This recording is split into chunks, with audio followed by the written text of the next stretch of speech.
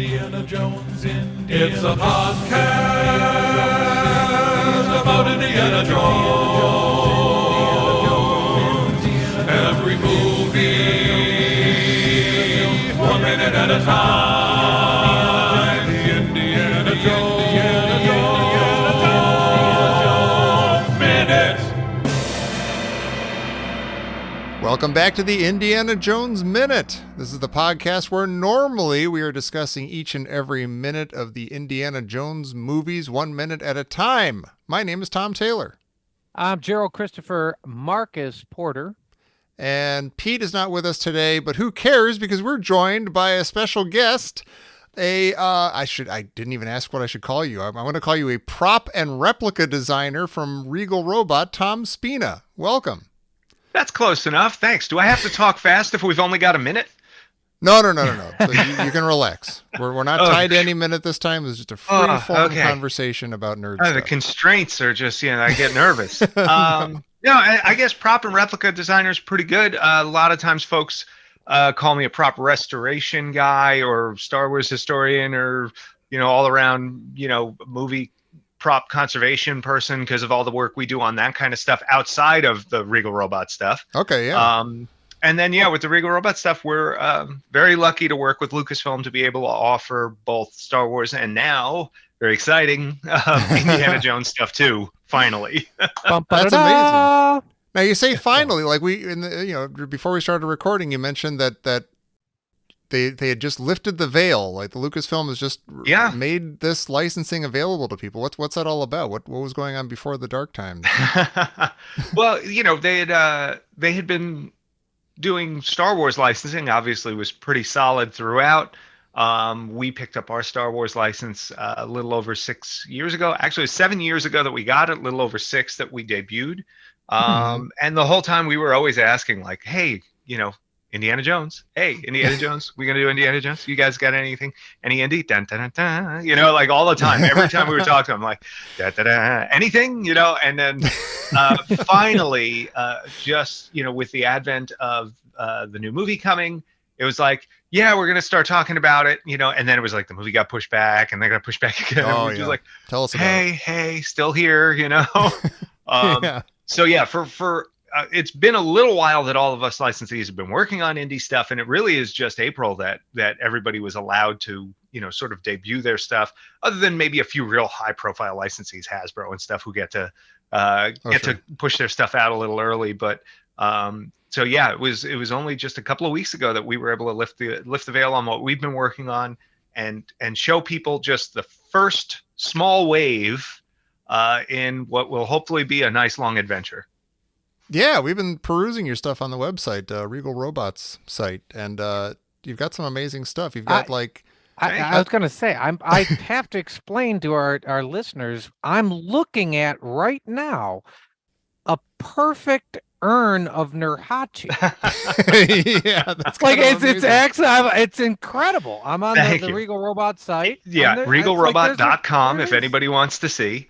And if anybody's just curious about the prop restoration stuff, if you don't mind a plug, I'll say go to tomspinadesigns.com.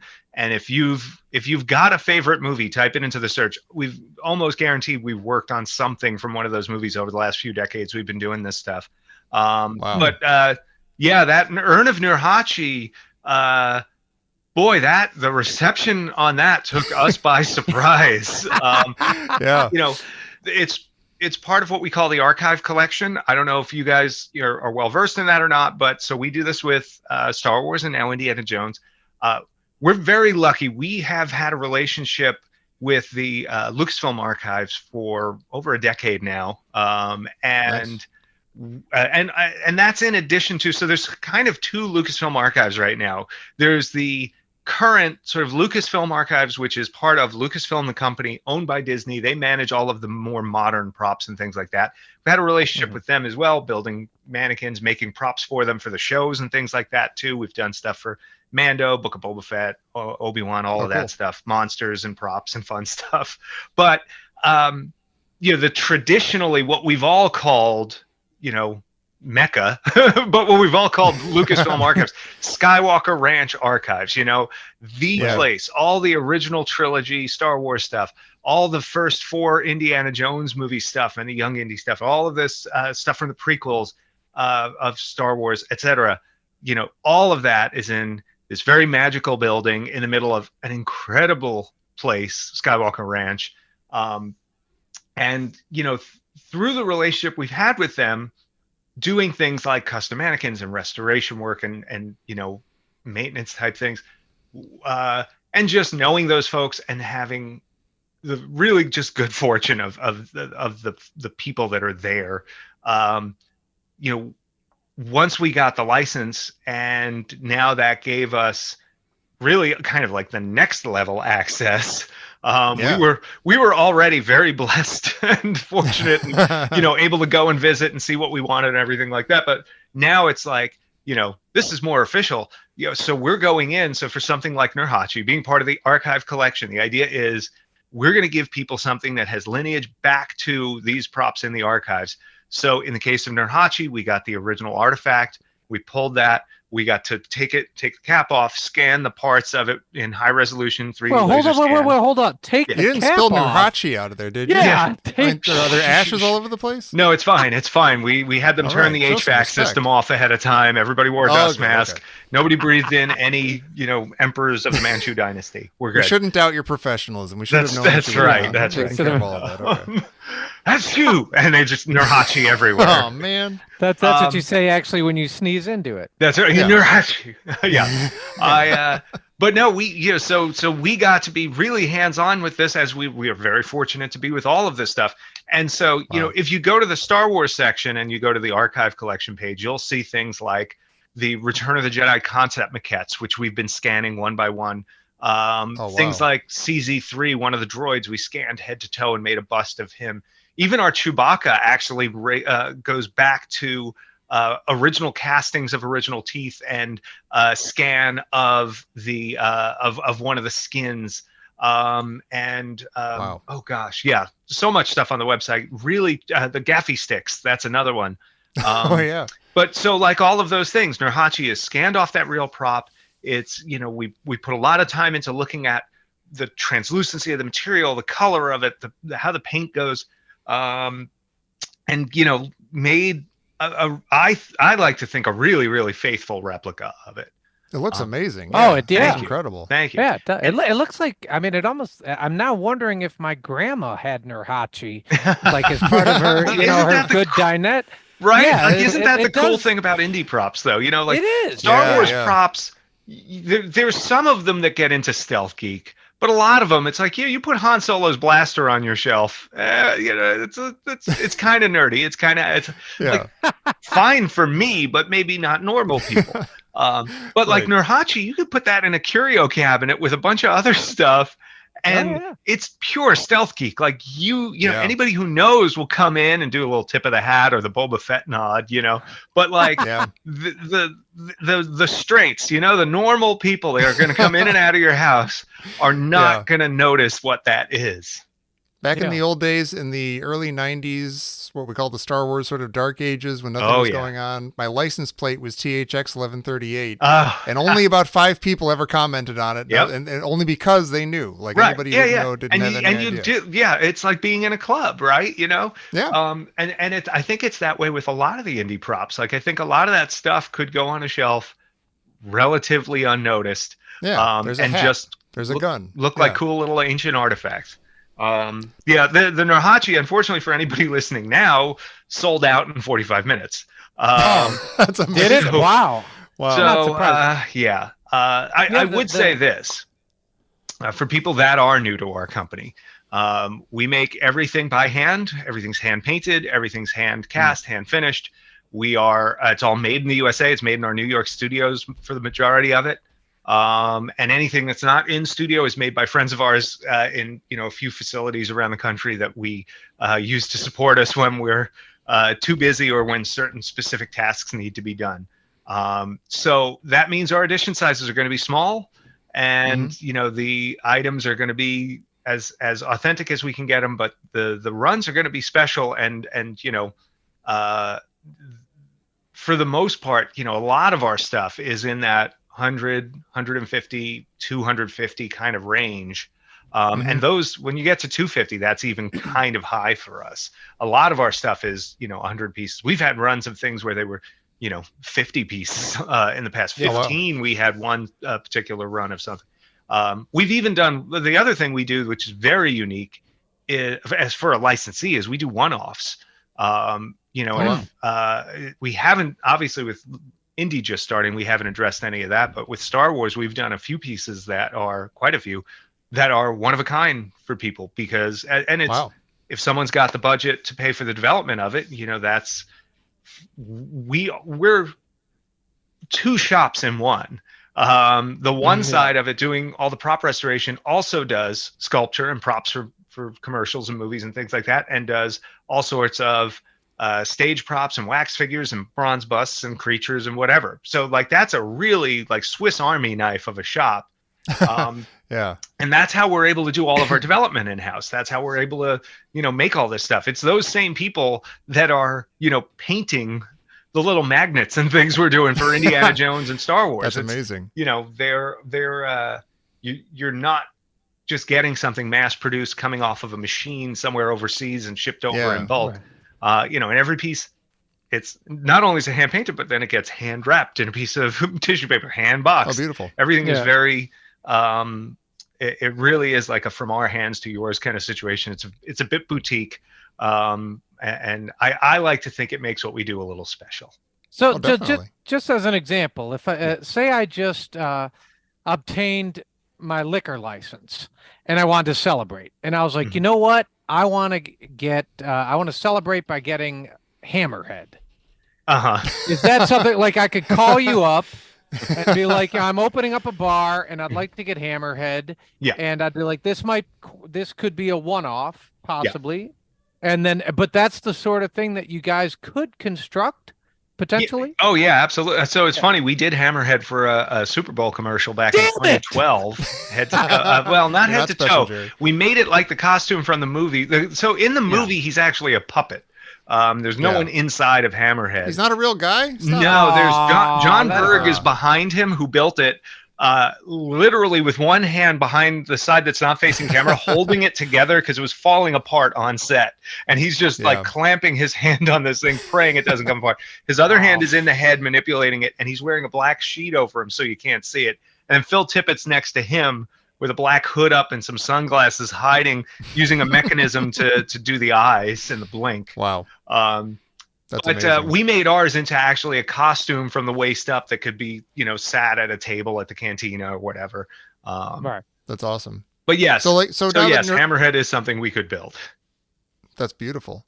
So now when something like Nurhachi sells out, is there now a team working around the clock of elves making new Nurhachi, or is that it for Nurhachi? So they're not elves, but they're so we've got, at this point, we've only just started production on that. So we're casting them in very small batches, and we'll be painting them over the next few weeks, weeks and months. The idea is those will start shipping in early summer.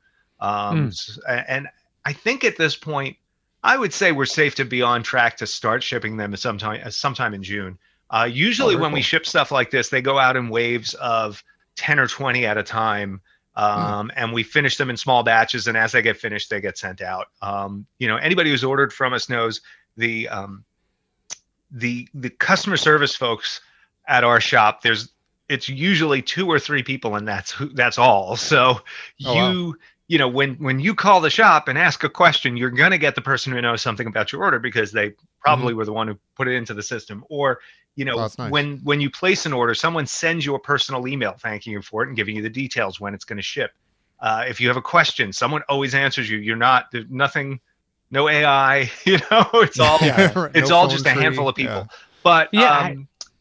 But in terms of that run, unfortunately, there's no more Nurhachis coming. That was a limited edition of 150 pieces. They did sell out. Like Nurhachi himself. Yeah. That said, what we'll do is, because we're lucky to be a very small company and not a very rigid corporation, we're going to try to adjust a little bit on the next prop replica we do. We do have several in the works for Indiana Jones. And we do know which one is going to be next. We have already done about half the development on it at this point. It's been scanned, cleaned up, prototyped.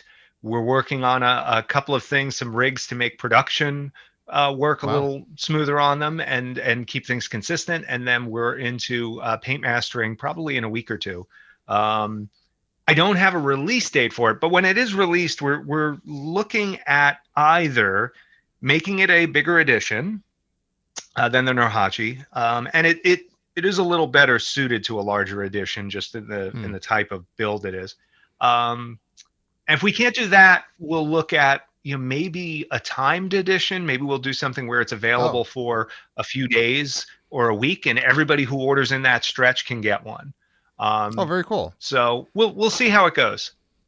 I'm having a fantasy that like if you order a Nurhachi, and what if it goes missing? Just like a hunt around the globe. UPS just right. Find Nurhachi. The UPS driver just shows up and slides a diamond across the table at you.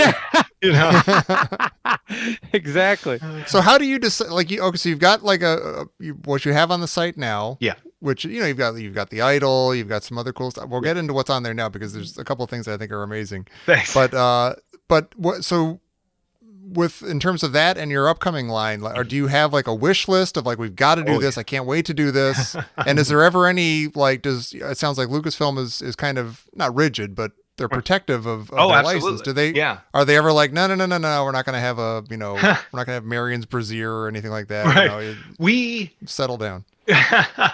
We've been told to settle down from time to time. Okay. Interesting. There's we're for the most part, we are pretty simpatico with our representative at Lucasfilm that helps us that manages our product development there. There are always limits to every license, so there might be some things we want to do that might be pushing the boundaries of contractual limits. That happens sometimes where they'll say like, no, you can't do it, it's too close to this, or it's too far from blah or whatever. For the most part, what would be an example of something that's too close to this? Like, what's an example, just hypothetically, of like, if you want to do this, it would impede or infringe.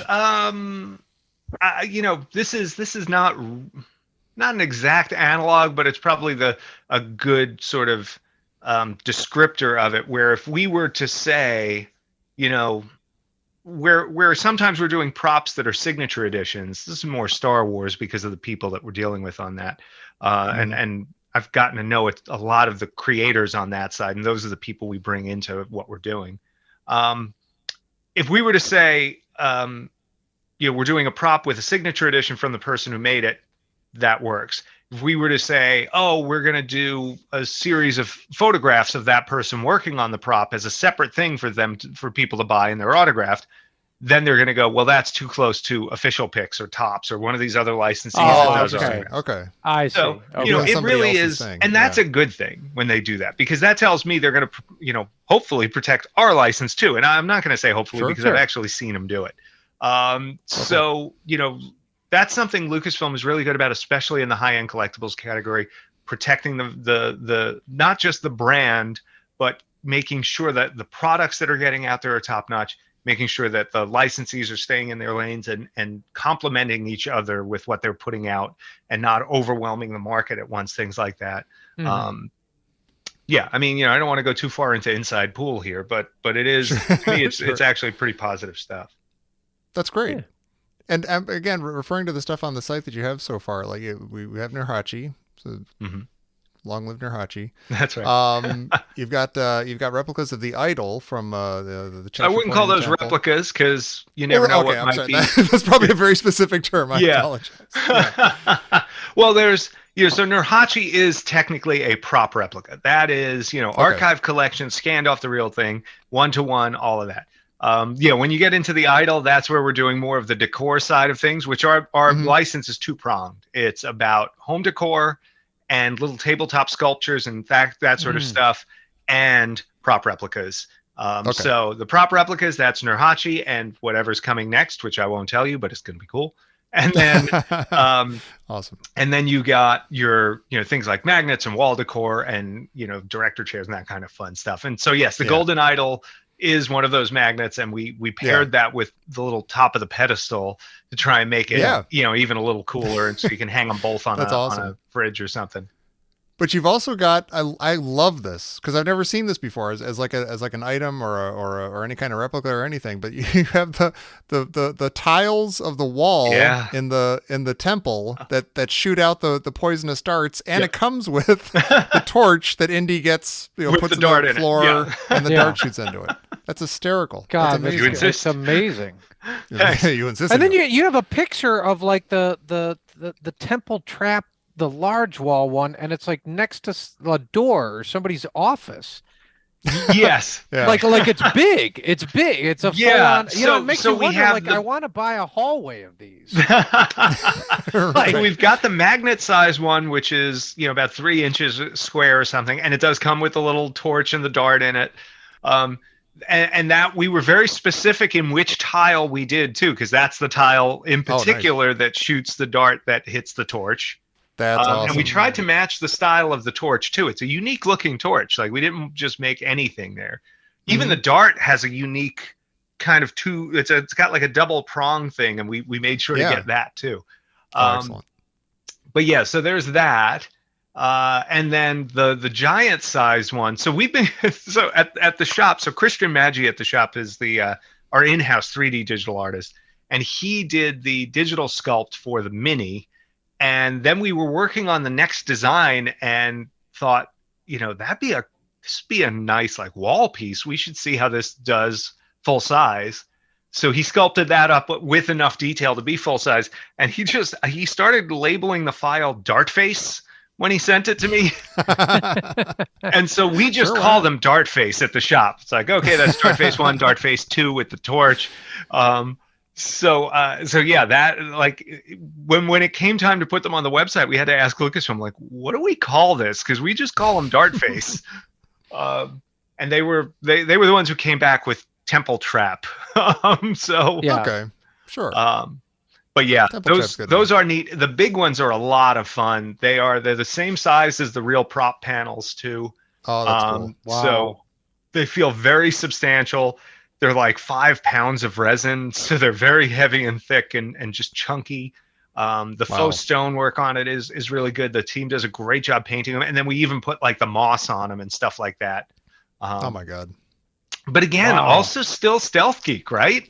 Like, yeah. Oh, you've got some cool. Oh, did you go to Mexico? Where'd you get that? Nice. Or whatever. It's like, right. That's incredible. Yeah, Grandma, that's where that came from. Oh, all right. Good one, Tommy. See you later. That's how. This is for people like this is how I'll get it past my wife. I'll buy that and I'll put it on the wall somewhere, and she can't argue. She won't know. That like generate a receipt that came from like so and so exotic collectibles, or something like that. That's I mean, Lao Che exotic collectibles. I mean, it sounds great. She'd never get it. Sure. Exotic. She'd look at you. She'd just be like, "Nice try, Tom Taylor." Exactly. I've heard that before. Go ahead, Jerry. Well, how? I mean, if I may, how do you sort of get the attention originally, say, of Lucasfilm? I mean, do you just like mail them a full-size Chewbacca? Right. And be like, looky what he can do. So, like, I mean, I'm sure there's a lot of attention or a lot of people trying to get the attention of a place like that with different ideas. And you need not, of course, divulge any secrets on how you do that. But how did you get into it, I guess? Yeah. It is a story of persistence. Oh, sure. It is not one of those things where you just go in one day and say like, "Hey, I should have a license," and then go, "What? You finally made it, Tommy? Come here!" I don't know why everybody in my story is one of my relatives apparently, and two, like some kind of borderline either mafioso or like 1940s gangster movie person, or like somebody in His Girl Friday. It's like all 40s movie studio heads or something. That's right. Yeah. It's like, listen, kid, you're a pocket full of firecrackers. Get in here. I like the cut of your jib. You know? We want to ban the Thomas Paine business. It's the only jib I got, baby. Let's go. And I stole the only jib I got from the Tick. If anybody out there is a fan of the old Tick cartoon, they hopefully will remember that line. It's classic. I'm sure there's some out there. The evil midnight bomber, what bombs at midnight. But anyway, we were on Lucasfilm's radar prior, because of some of the work we were doing with and for them. Even prior to that, I learned how to sculpt making Cantina monsters, basically. Oh, awesome. As a kid, I taught myself how to make props and things by watching the, making of Indiana Jones movies, the making of the Star Wars movies, any behind the scenes featurette I could find on HBO in between movies, whatever. And I would watch shows and, I would sketch things because you couldn't pause, So I would draw stuff and then try and make it. And we'd try and make movies in the basement. And the basement became this just laboratory of foam latex and rubber and plastic and hot glue and literally, whatever, lots of cardboard, and the, eventually, when I started getting pretty good at sculpting monsters, I said, I'm going to really learn how to do this sculpting thing. I'm going to try and make, a bunch of the monsters from the Cantina. That's what inspired me to do this when I was a kid. I've done all this other stuff since then. Let me really dive into this. This is like in the 90s and let me see what I can do here. And, I got, to be immodest for a minute, I got pretty good at that. Sure. And through that, also learned how to fix rubber masks and things like that, because even though I got good at it, I wasn't always good at it. And figuring out how to fix things that didn't turn out right kind of turned into a little niche talent of mine.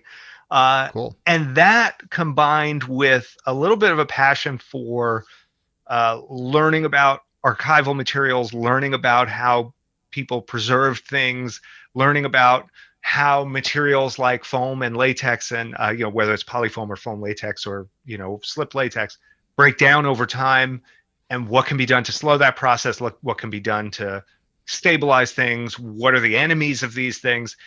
Figuring all that stuff out, I was also, I was collecting movie props by about the late 90s, originals from the movies. It was a really budding hobby back then.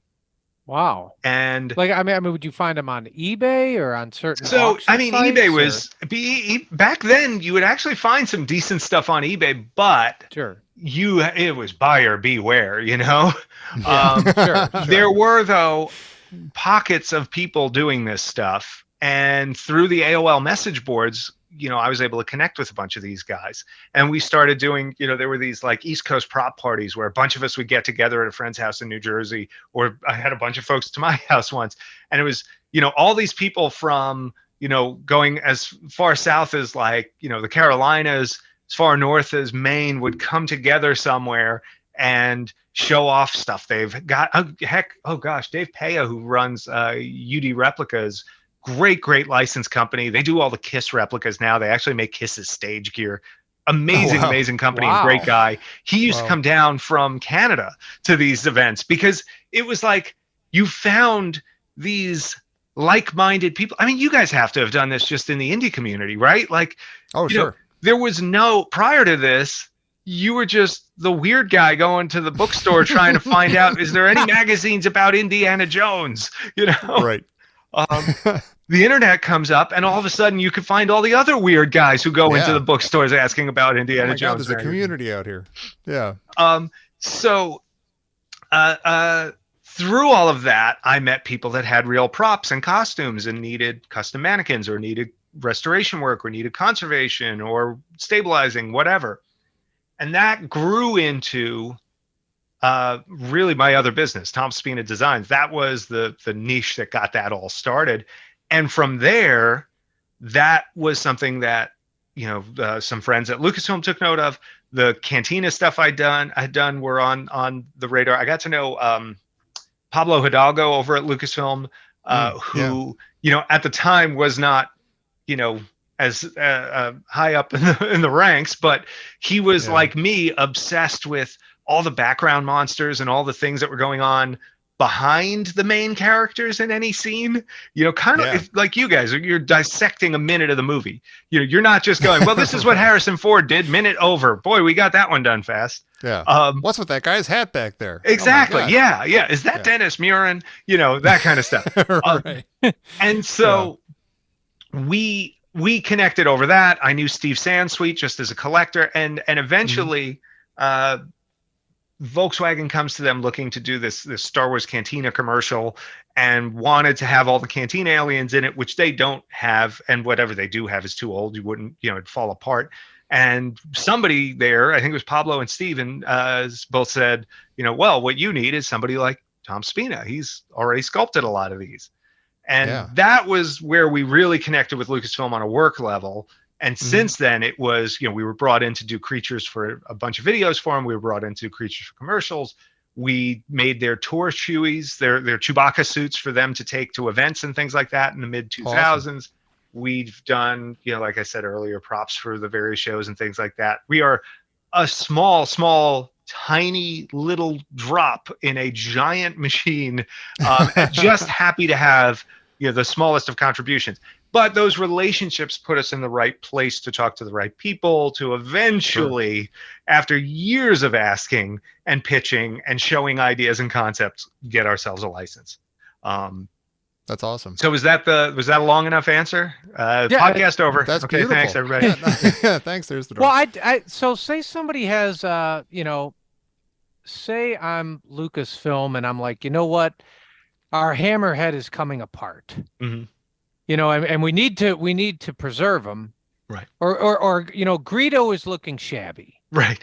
What is you mentioned? What's an enemy of like an actual prop and the preservation? I mean, what are the signs to what would you immediately look out for? I assume like back in the day they're storing Greedo and it's 1980. Right. And maybe, they're like, nah, leave it in the desert or whatever. Right. You throw them in the back of the trunk. You know what I mean? And 100%. But then, it's like, I mean, people. So what are the elements that the original Greedo faces? So much like people, too much sun is bad for movie props. Really, essentially, any UV is a major thing to avoid with anything that is rubber or latex or foam latex or even polyfoam, like a polyurethane foam and stuff like that. UV for any other prop can also cause plastics to brittle. It can cause paint to fade or turn colors, etc. So really, if you're someone who collects, if your room has windows in it, put some UV film on the windows. It's that simple. You can have blinds and you can have shades, but it's still, if there's enough light in the room to see, then UV is creeping in around your blinds. And the way I kind of, I always thought like, oh, as long as you have the blinds up, it's fine. And the little room in my house that was my workshop before we got the studio, I had a shelf with a bunch of blank rubber masks on it. So these are raw rubber pulls, fresh out of a plaster mold, just sat on a shelf for a while. And there was one of them that sat on the shelf for a few months because I just never got around to it. It was something I was going to make for myself. And, the cobbler's kid has no shoes, right? So I'm sitting here making masks for everybody else. And it's like, one day I'm going to finish that for myself. So that piece had a window on the same wall with blinds over it, and they were room darkening blinds, and but if you came in the room in the middle of the day, even with the blinds drawn, you could see it wasn't bright in the room, it wasn't sunny, but there was light. And after a while I noticed the side of that mask that was closest to the window was starting to amber up, which happens to slip latex. It turns brown, and I'm like, okay, so here we go, either UV cases or UV filtering on the windows. That's a good thing. Heat. heat is a huge enemy of these kind of natural materials. It'll literally, kind of bake them out. It will accelerate drying over time. When you're dealing with someplace like an archive, they try to keep temperatures around 60 degrees. They try to keep no UV, so they're using LEDs instead of fluorescents. And they're trying to keep humidity stable, and usually 50%, but it depends a little on the material. Some do better with a little more humidity, some a little less. Stability is really more key than the specific humidity. This is my opinion. I'll phrase it that way. But it keeps the material from kind of expanding, contracting, breathing, if you will. Stable temperature, stable humidity. Those are things that are going to really help with long term with any kind of collectible. And it sounds like they kind of had to learn that, right? Like there are all these stories about the original Yoda's falling apart. They can't find his arm, or whatever and stuff like. Yeah. But it sounds like they've gotten better at it. They're no. It is full on museum protocols over there. It's something that, and it's been that way a long time. Initially, the archive was managed by effects people. Effects people. These are tools, not museum pieces. And honestly, George thought of them as tools too, because he was constantly, when they did the Return of the Jedi special edition, they would pull the old masks out and put them on people and shoot their insert shots and stuff they were adding into the movie. They weren't precious about them. George kept this stuff because he thought he might need it, not because there was value there. And really, it's only like the last 20 years or so, 25, where the explosion of prop collecting and the explosion of prices in original props, and then two, just this understanding that there is an audience for these as touring items. They did the Magic of Myth in the mid to late 90s, and since then they've had tours going all the time. They've only recently kind of wound those down, I guess, with COVID, and now I think they do have another one out at the moment.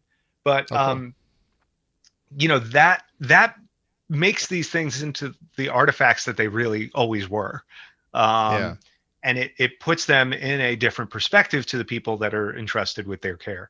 But yeah, as for Yoda falling apart, what I will say there is the materials used on a lot of these things are made with one purpose. They are made to function the way they're supposed to, either be flexible or be rigid or break or whatever. And they are made to last until Steven Spielberg says cut. Anything after that is gravy. Well, so Star Wars has been huge, obviously, for decades. Like, people have been collecting and they've been rabid about it, like sort of nonstop since they first came out. But it seems like Indiana Jones stuff, like even like the figures in the old days, like when the movies were out, they never seemed to like catch on in the same way as Star Wars figures and stuff. Yeah.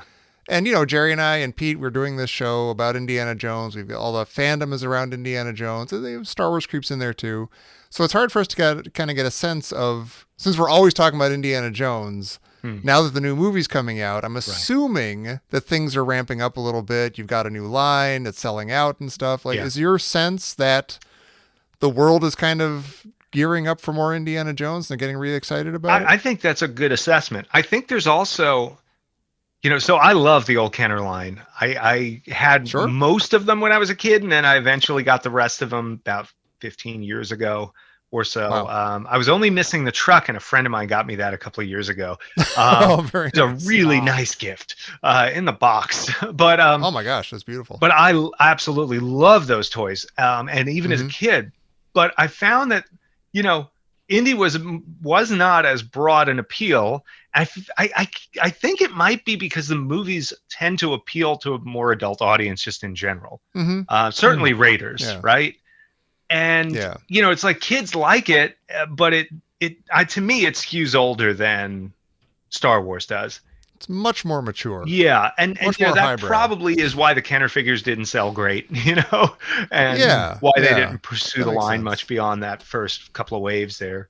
Well, if you're a kid and you have a Dianoga in your hand, right? Yeah, you're staring at it and you're like, I can't believe what I'm looking at. Right. What is this? Whereas if you have like a tote in your hand, or an you're like, oh yeah, I remember this guy. He was in the movie, and that's neat.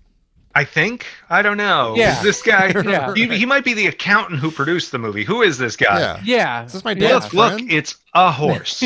Great. You know, like, I mean, yeah, as a kid. A regular brown horse. Yeah. But I could see where, as a kid, that might be a thing. You know, like, it might be like something where it's not as much of a draw. Again, for me, oh gosh, that Well of the Souls playset and the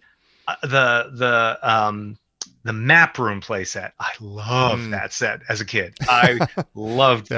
And I always tried to trying to time the light right to make it work. I'm like, this doesn't work at all. But I still don't know where the Well of Souls is. I do, and because of that, maybe there wasn't as much of the connection, you know, for the kids, the way the kids of Star Wars then in the 90s started spending their money on replica props and things like that. I think there's also the licensees didn't dive into it as much. I don't know whether that's a question of the licensees' appetite or Lucasfilm's appetite, which could be a thing. You know, I don't know why it wasn't merchandised as much in that sort of the dark ages of Indy, right? Whereas Star Wars definitely had their dark ages, but then sort of rebounded in the mid to late 90s. Well, they had the prequels amping up.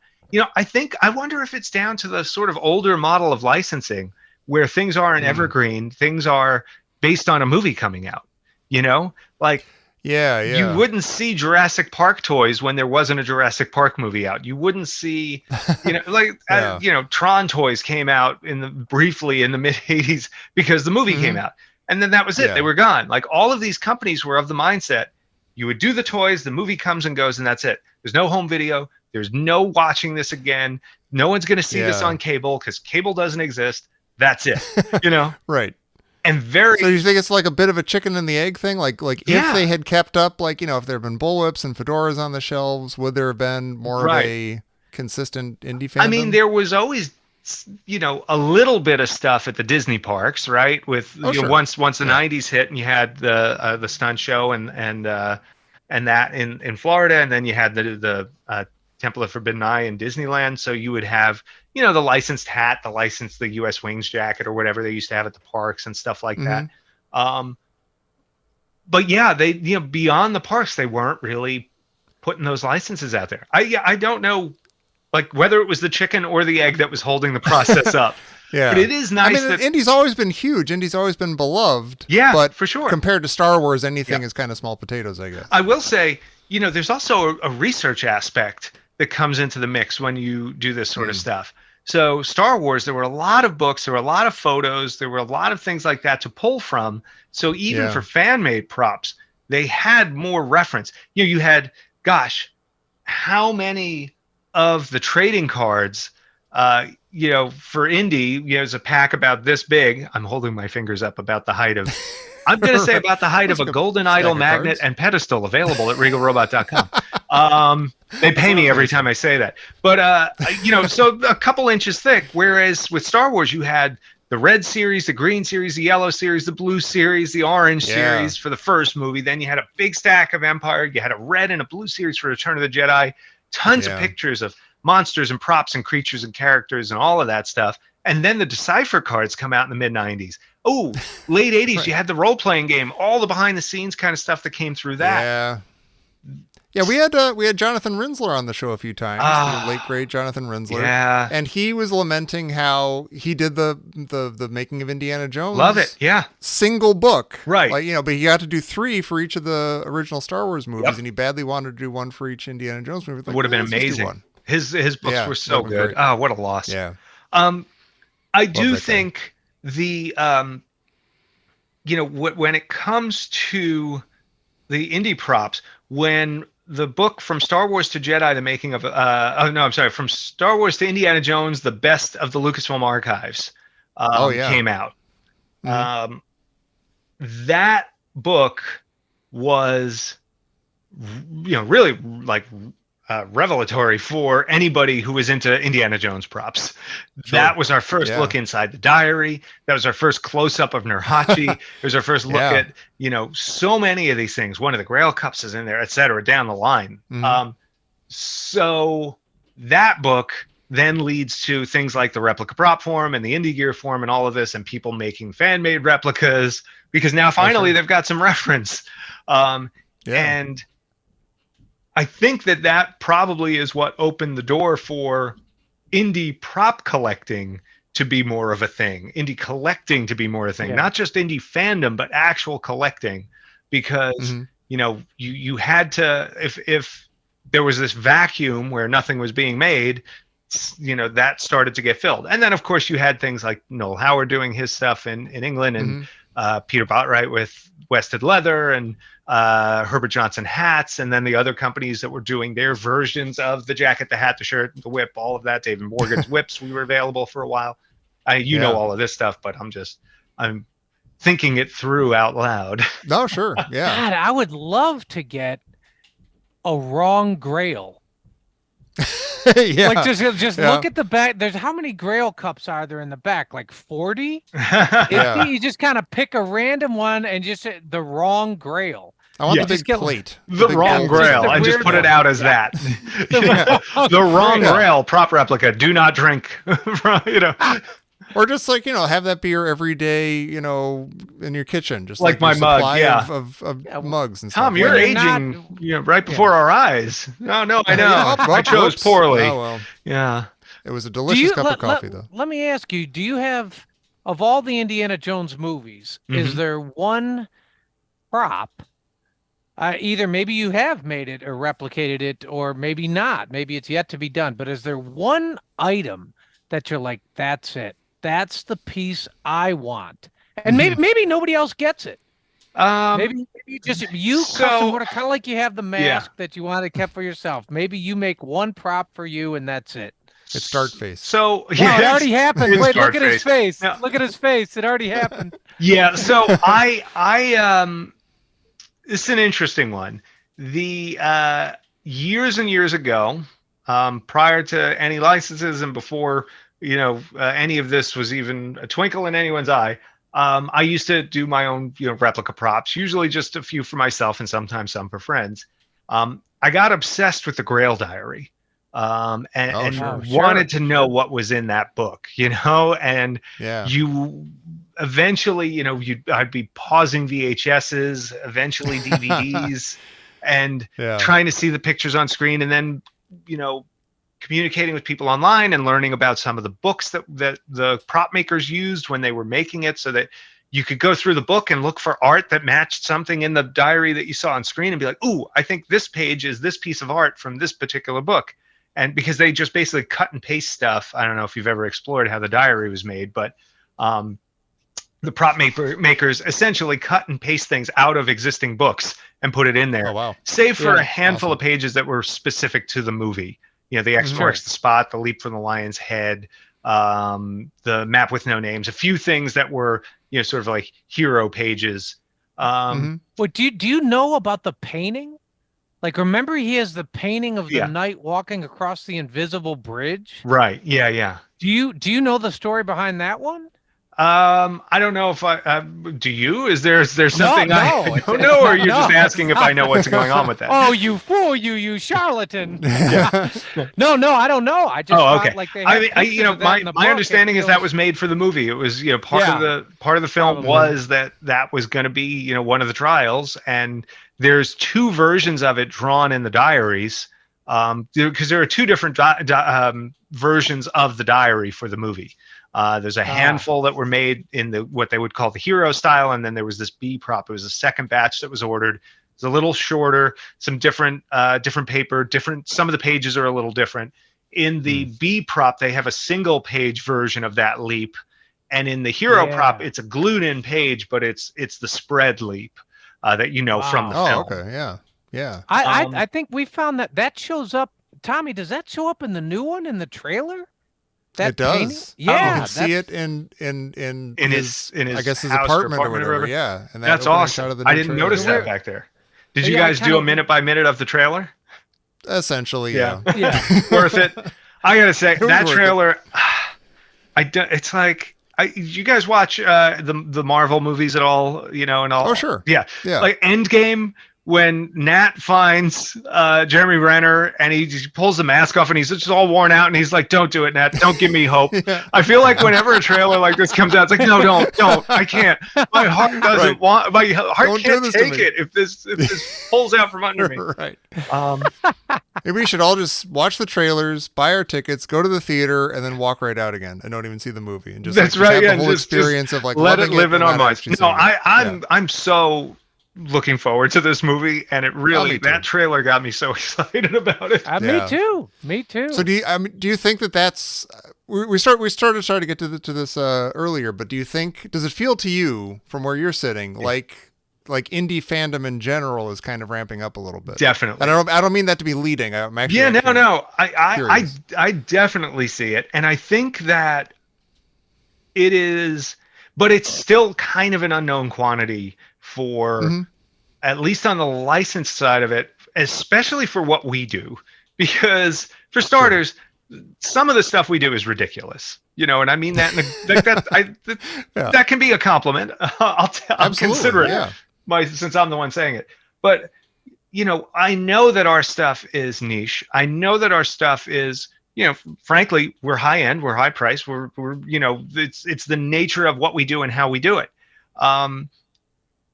Even with the Star Wars stuff, we have to gauge audience appetite when we're figuring out edition sizes and things. With Star Wars, we've gotten better at gauging that. We still get surprised all the time. You know, we've had some editions that last, you know, a couple of days, some that last a couple of months, some that last a couple of weeks, some that last a couple of minutes. You know, and it's like, sometimes it's a little bit of a dartboard thing with the eyes closed to see which one you get. Sure. But we have an idea. You know, we always feel like with Star Wars stuff, we've gotten, especially with the stuff we do regularly, like, okay, we know about what's going to sell of this. With Indy and with Nurhachi, I think really showed us, we don't know. You know, we put out, we said we were going to do 150 because we felt that was something we could comfortably make and keep the quality where it needs to be, and also make it sort of worthwhile of being a Halo piece of, you know, real boutique kind of thing, where it is a little higher price, but it is a very small edition. You're getting something special. It's got the plaque, all of that. But we expected that 150 pieces to last a couple of weeks. I did anyway. Rob, who helps me design all this stuff, he's always more optimistic than me. He's like, this is going to sell right out. And I'm like, he says that about everything though. And I'm like, 2 weeks.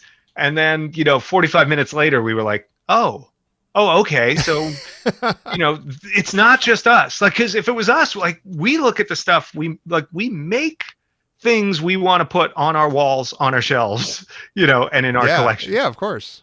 Yeah, that's So, good to know. That's inspiring. That it's not just like, okay, we got to make a Darth Vader buzz. Right. No. Well, that's why when you look at our like Star Wars page, whether it's the decor, the furniture, or even the archive collection stuff, like the archive collection stuff, we're doing like, you know, we just did a yak face maquette, and it's the pre-production weird-looking version of yak face that Judy Elkin sculpted, not the final actual guy from the movie, even.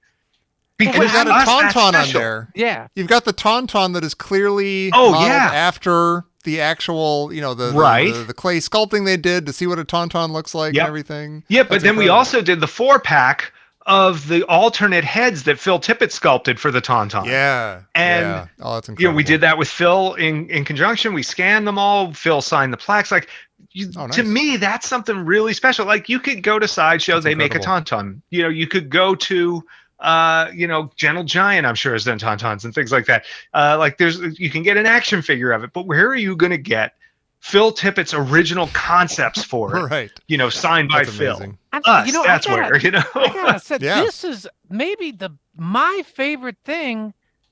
I'm scrolling through. You have the Jabba's Deus Gargoyle towel ring. Yes. I saw that. That is incredible. Thank you. Because it's probably in your grandmother's house. Yeah, my grandmother. It's functional art, right? Put that up. Yes. And it just looks like a cool bronze thing. Yeah. You know, you don't even need to know it's Star Wars. I love that. And you know what? It makes me not only want to wipe my hands, it makes me want to wash my hands. See? And finally. See, this is where we really do a service to humanity in making Jerry want to wash those mitts.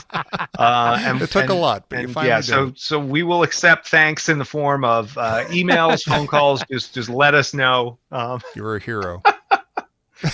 Did you ever think of when you were planning your Nurhachi line? Did you also think, okay, at the same time, we'll put out the diamond and the antidote, Indy's trading for it, and see which one? Oh, and the antidote, to see which of those sells out first, right? To see if it's really a fair trade. That's right. And it's really, on the level.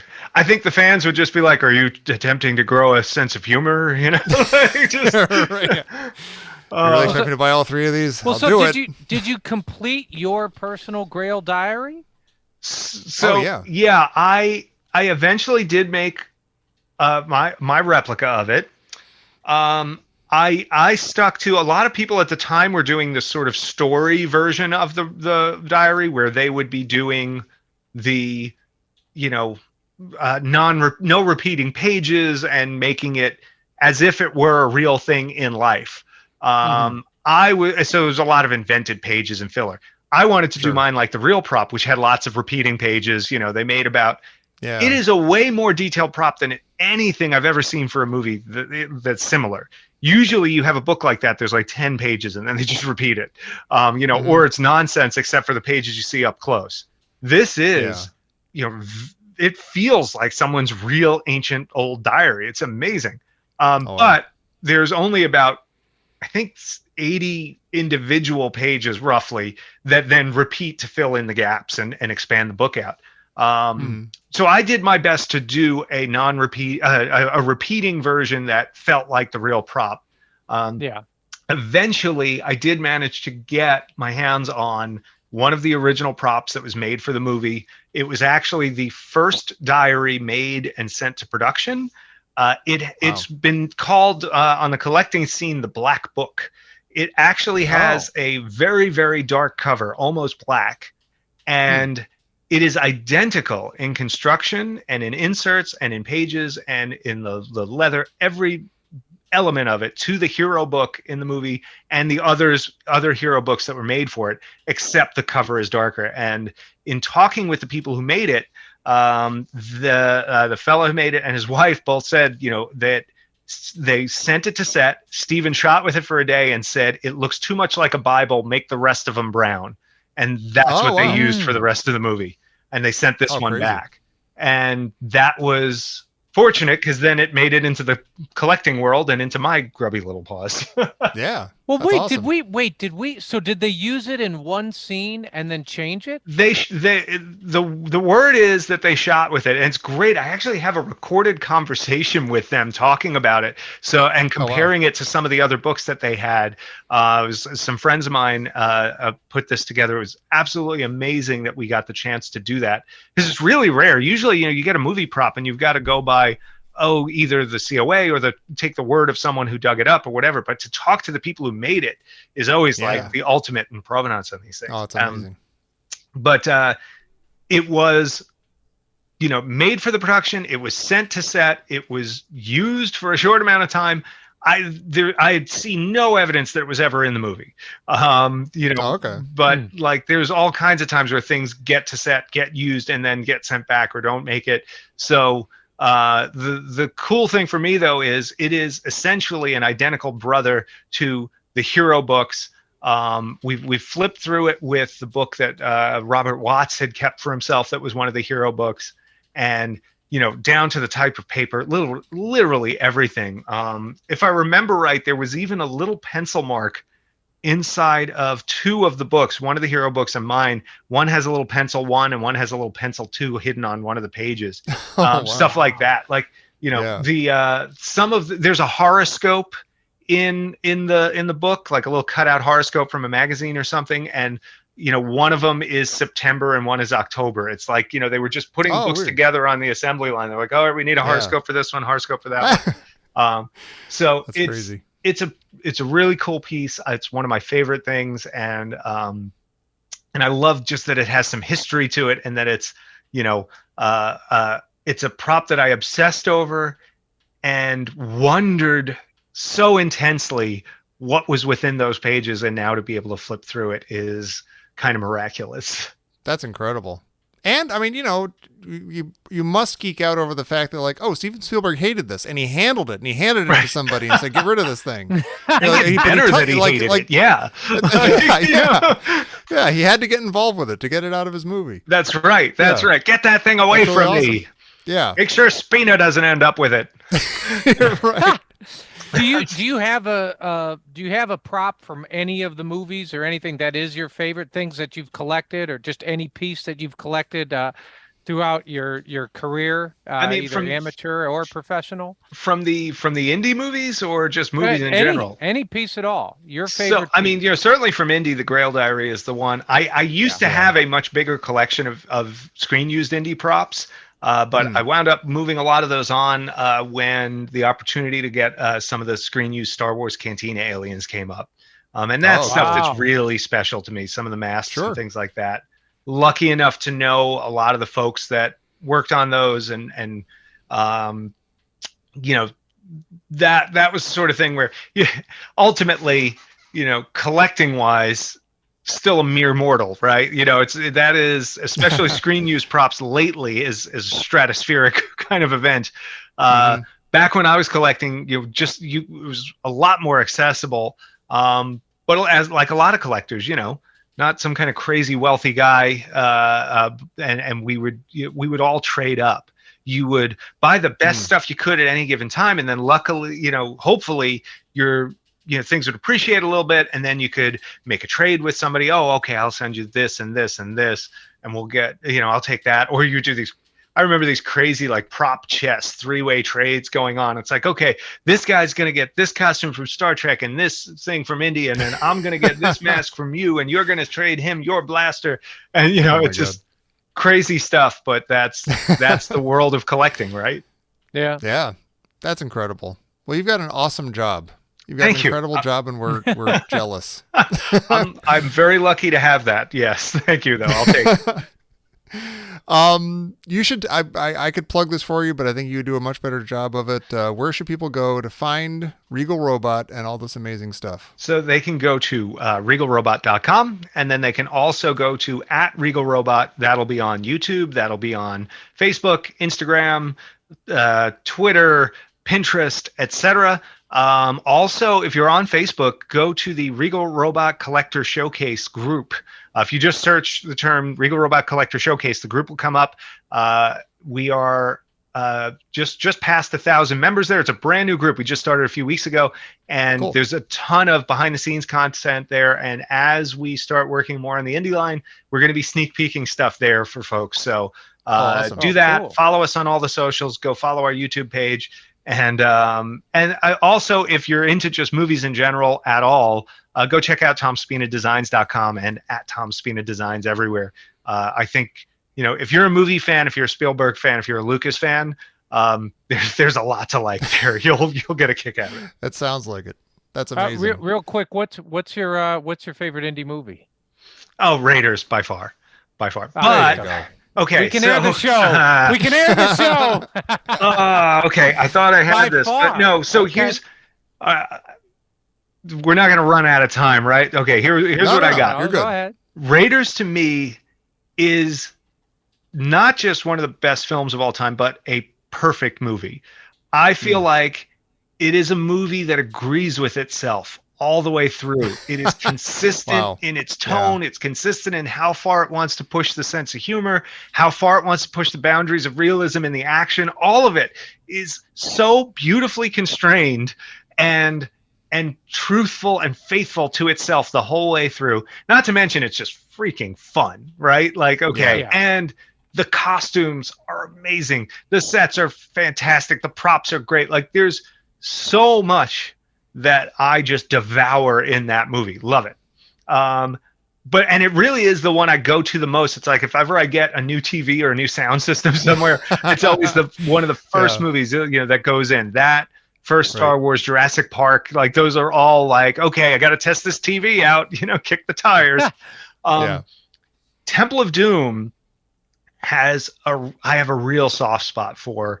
Sure. Anybody who was born in the early 70s and grew up through the 80s and had HBO saw Temple of Doom 6,972 times in the summer that it was on HBO. And that was in the span of about 3 weeks. Do you guys remember that sound? Like, I can't even tell you how many times I watched Temple of Doom, and I watched it every time it was on. So it immediately takes me back to that time. And it takes me back to, we went on a family vacation to a place upstate once, and the whole family was out doing, like, you know, adventurous outdoorsy stuff, but the Temple of Doom video game had just come out and they had one in the arcade. I spent most of that vacation playing that and whipping thuggy guards and the flaming hearts that Molaram throws at you. Of course. And then yeah, exactly. You know, the Last Crusade, you know, this is the ultimate father-son adventure, right? Like the ultimate father-son movie. As we all get older, I think we all realize that there was a lot more going on in that movie than we knew when we watched it in 1989. The first time I saw that movie was at the drive-in with my dad, just the two of us, went to go see it together. I wish he was around for me to ask him how he felt about the movie at the time. I know he loved the movie. I know he loved Indy. We used to, you know, he was a huge movie fan. I get a lot of this from him. He's also not particularly artistic, but he could sketch and he was mechanical and he could figure stuff out. And I totally get that from him. I also got a lot of tools from him, some unbeknownst to him when I was a kid and some knownst after the fact. But I really do wish I could ask him how Last Crusade made him feel watching it with me. You know, I think I was 16, 17 or something at the time.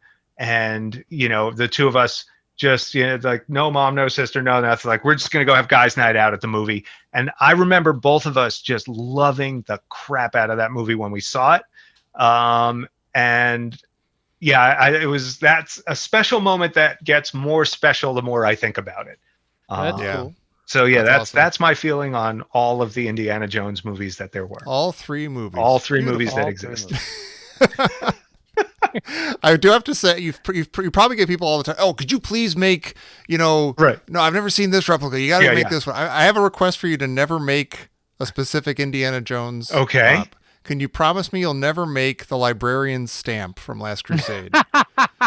Like the rubber stamp he's using. And he thinks somehow that the stupid rubber stamp is creating this bellowing. It's metal loud marble stamp. sound. No, I mean, Okay. Well, I mean, it feels people like wouldn't want that dangerous. in their house. It'd be too loud. If nothing else, I maybe that wasn't in the cards. Maybe it wasn't. Okay. Yeah, I'll tell you what. I had no desire to make that until right now. Now I'm weirdly intrigued, and I feel like this might be something we have to look at. This might be awkwardly after making a loud noise, like kind of hold it up and go, huh? You know, I have to admit this: the thing would sell if you put it sell. That. It would sell. You know, I wouldn't buy it, but Last Crusade definitely. You know, watching it fresh years later, there's goofiness about it that that flew under the radar the first 5 or so years of watching it. But I still, oh God, I love that movie. It's so good, and it's just, the Grail Dyer being a favorite prop, that's great. The whole quest for the Grail aspect is, it's a fantastic movie. Yeah, we keep saying that the worst thing that happened to the worst thing that ever happened to the Indiana Jones series was Raiders of the Lost Ark, because if you're watching Last Crusade and you're like, oh, this is so great. Man, you know what? That wouldn't have happened in Raiders of the Lost Ark. Yeah. Garbage. Yeah, they definitely, and this is where you get, you know, going outside your own lines, right? Mm-hmm. This is where you push beyond the boundaries of your prior limitations to what will be acceptable in terms of ridiculous action, what will be acceptable in terms of humor. And it's kind of okay in sequels to up the ante a little bit. It's definitely okay, in my opinion, to introduce more humor as the movies go on. You know, as the stakes go up, you need more tension relief. And I think, as you know, the characters better, that humor can be more natural. because they do something out of character and it makes you crack up. But, you know, they kind of goofballed up Marcus. That's a little, it was better in the first movie. I love this savvy. guy. I love you, man. You're perfect. You understand you're us. way within the lines. You know what? You're a perfect guest. Yes. The perfect movie. You're a perfect guest. Jeez. Oh, goodness. No, these are all the things that we touched on in our podcast over the years. Yeah. They goofed up Marcus. They made him goofy, and we all, of course, go for Raiders because it's got a dark grittiness that the other ones sort of. He's a grave robber, you know. Yeah.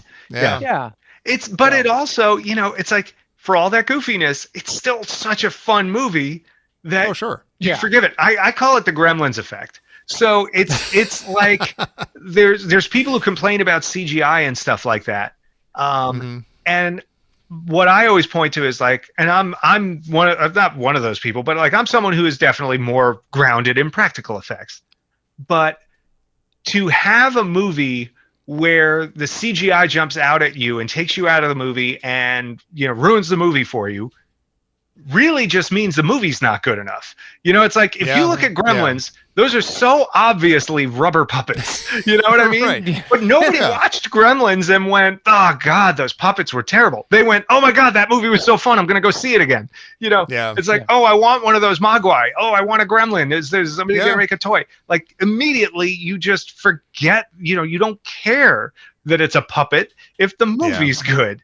And I feel like that's what happens with Last Crusade. Last Crusade could so easily have shot itself in the foot and driven itself off the cliff, and that was it. You know, with all of these little goofy things that brought into it, all of these coincidental type stuff that was just very, very, you know, on the nose. But it's so good. The father-son relationship is so good. Connery is so good in that movie. You know, and uncharacteristic of himself. He's not playing a character that you've seen a dozen times over. He didn't come in to just play James Bond or to play Sean Connery again. Right. He does playing a new character. Movie. Yeah. And that, to me, it just, the fun outweighs any flaws in that movie, and I love it. Okay, make the stamp. You can make the stamp. I knew I could get it. Yeah. I'll buy 10. Well, Tom, thank you so much. Thank you. This has truly been awesome. Yeah. I'm sorry Pete couldn't be here, but he'll get to listen to it with everybody else. But yeah, keep doing what you're doing. We'll follow you on Facebook and everywhere else. Thank you. And we'll eagerly await the next wave of indie stuff over at Regal Robot. And thank you so much. This has been awesome. Thank you very much. There's a lot more indie stuff coming, so I look forward to sharing that with you and your audience and fans. And just thanks so much for having me. It was a fun chat. Oh, it definitely was. Our pleasure. Thank you. And everybody, please come back whenever we drop another episode of the Indiana Jones Minute.